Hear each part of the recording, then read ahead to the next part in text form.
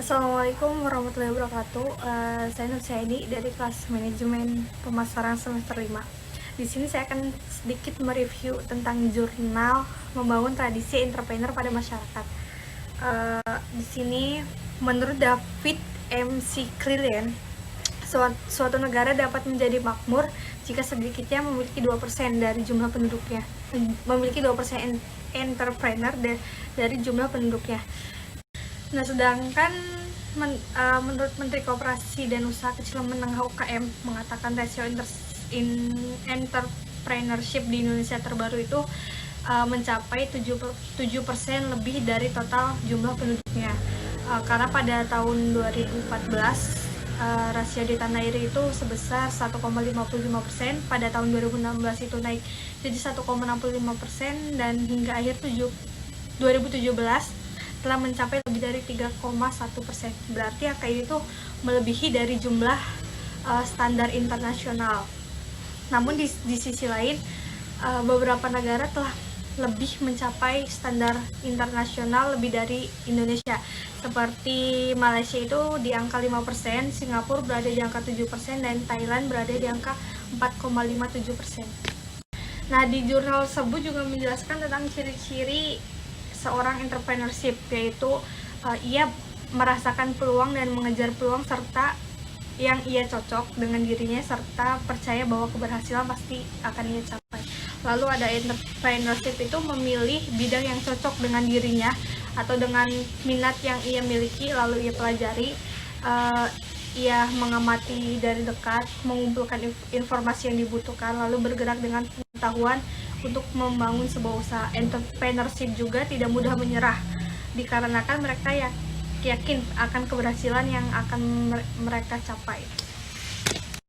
Seorang entrepreneurship juga melakukan tindakan yang inovasi serta berani untuk mengambil resiko, entah itu resiko finansial ataupun resiko mental.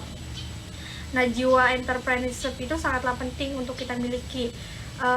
Beberapa alasan kenapa jiwa entrepreneurship sangat penting di Indonesia, yaitu yang pertama, jumlah lapangan pekerjaan semakin bertambah. Jenis lapangan pekerjaan semakin beragam. Ketiga, mengurangi tingkat pengangguran. Dan yang keempat, mengurangi penyakit sosial di masyarakat. Kelima, meningkatkan kesejahteraan secara ekonomi. Keenam, meningkatkan taraf ekonomi seluruh suatu wilayah. Dan yang terakhir, meningkatkan stabilitas ekonomi bangsa Indonesia. Kemudian ada membangun tradisi entrepreneurship. Yang pertama ada tradisi entrepreneurship dalam keluarga. Yang kita tahu, lingkungan keluarga itu lingkungan pertama seseorang dalam kehidupannya. Menjadi seorang wirausaha tentunya tidak lepas dari dukungan keluarga dan orang tuanya.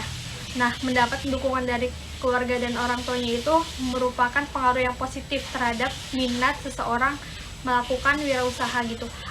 Namun apabila keluarga tidak mendukung, maka minat untuk berwirausaha pun akan semakin kecil dan bahkan tidak memiliki minat sama sekali. Setiawan di jurnal menjelaskan bahwa sikap dan aktivitas sesama anggota keluarga saling mempengaruhi baik secara langsung ataupun tidak langsung. Contohnya, misalnya saja orang tua yang berwirausaha itu maka dapat menimbulkan minat seseorang untuk berwirausaha. Apabila keluarga mendukung seseorang untuk berwirausaha, maka akan semakin tinggi pula minat seseorang untuk menjadi wirausaha dibandingkan jika tidak didukung lingkungan sama sekali.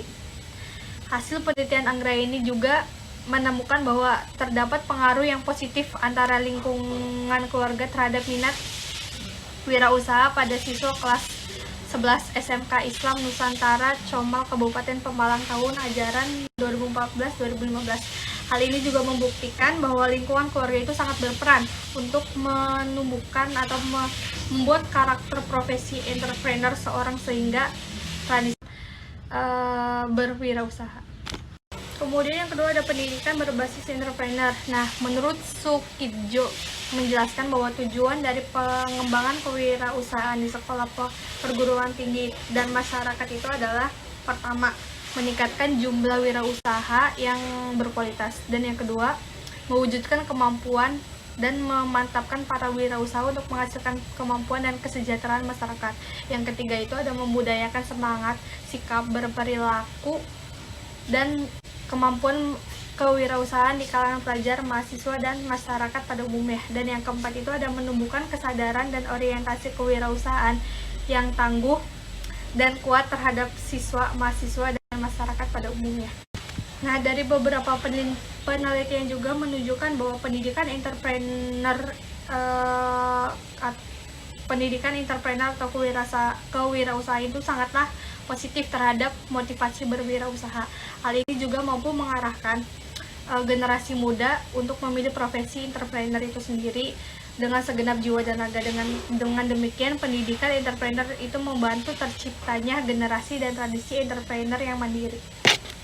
Kemudian yang ketiga ada peran pemerintah dan masyarakat dalam entrepreneur. Aktivitas usaha yang dilakukan masyarakat tentunya akan berdampak terhadap perekonomian secara keseluruhan juga. Campur tangan pemerintah pun dalam bentuk kebijakan dan dalam kemudahan memperoleh modal usaha pun dari lembaga pembiayaan sangatlah diperlukan. Nah, di sini juga peran pemerintah dan masyarakat itu sangatlah penting. Dan yang terakhir ada entrepreneur dan perannya dalam perekonomian. Menurut Frances mengungkapkan bahwa dimensi yang lebih luas wirausaha sangat diperlukan karena perannya di dalam mendinamisasikan kegiatan ekonomi, bisnis keluarga, masyarakat, daerah, dan negara. Bentuk kegiatan ekonomi bisnis baru yang dapat dilahirkan oleh wirausaha antara lain yang pertama, memunculkan kegiatan bisnis baru. Yang kedua, ada memunculkan pembudayaan semangat persaingan bisnis yang tinggi. Yang ketiga, pemenuhan kebutuhan pasar dengan cepat. Oke, yang terakhir ada kesimpulan, yaitu menumbuhkan jiwa dan tradisi entrepreneur kepada masyarakat dibutuhkan waktu yang panjang dan berkelanjutan. Tidak dengan instan, jiwa dan tradisi entrepreneur itu muncul pada diri masyarakat. Menumbuhkan jiwa tradisi entrepreneur dimulai dari lingkungan keluarga, pendidikan, dan dukungan pemerintah terhadap tradisi entrepreneur juga. Nah, ketiga tradisi yang diciptakan oleh keluarga, pendidikan, dan pemerintah mampu mendorong tumbuhnya tradisi entrepreneur pada masyarakat. Sekian sedikit review jurnal dari saya. Kurang lebihnya mohon maaf. Wassalamualaikum warahmatullahi wabarakatuh.